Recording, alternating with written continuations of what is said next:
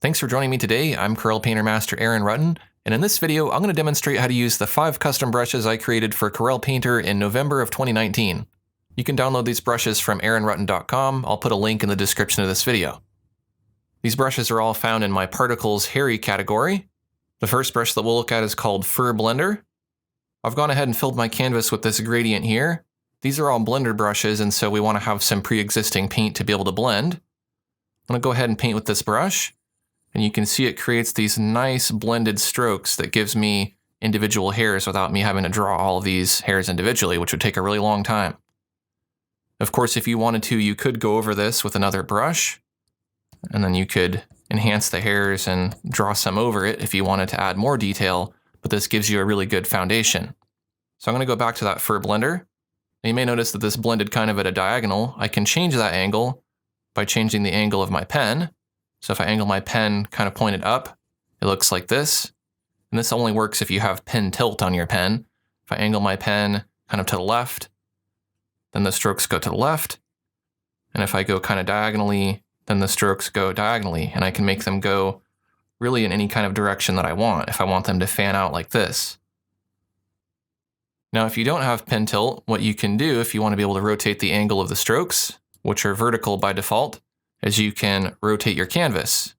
So now if I go back to my brush tool and I just use my mouse, which does not have pen tilt, then you can see I can get these diagonal marks, which start out vertical, but if we reset the rotation, then you can see they're diagonal. If you're using the Wacom Art Pen, you could also go to Advanced. And if we look under Particles Common, under Direction, we can change that from bearing to rotation. Now I can rotate my stylus to change the direction of the fur. Might be able to see me rotating it here. Let's move on to the next brush, which is called Curly Fur Blender. If I paint with this, you can see it works very similar to the Fur Blender, except the fur is a little bit wavy or kind of curly. And again, I can change the angle of my pen to change the angle of the hair as I'm blending. So if you want kind of curlier hair like this, then that's a good way to get it. The next brush is called Fan Fur Blender. This creates kind of messier hair that fans out, so you can get a different look because there's all kinds of different types of fur out there.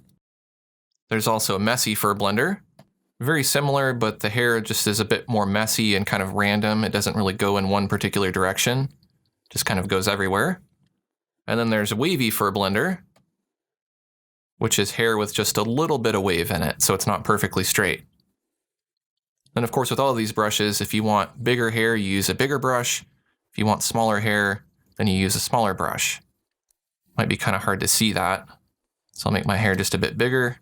And you can see that the scale of the hairs I get when I'm blending is shorter. But as I start to increase that brush size, it starts to get much longer.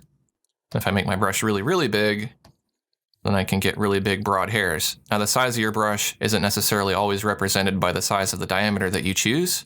So just keep that in mind. And then, of course, you can mix these brushes together. If you want some hair that's curly and some hair that's not curly, then of course you can do that. And with this set of brushes, this should cover you for just about any kind of fur blending that you may want to do. So if you'd like to download these brushes, check them out on my website at aaronrutten.com. Thanks for watching, and I'll see you next time.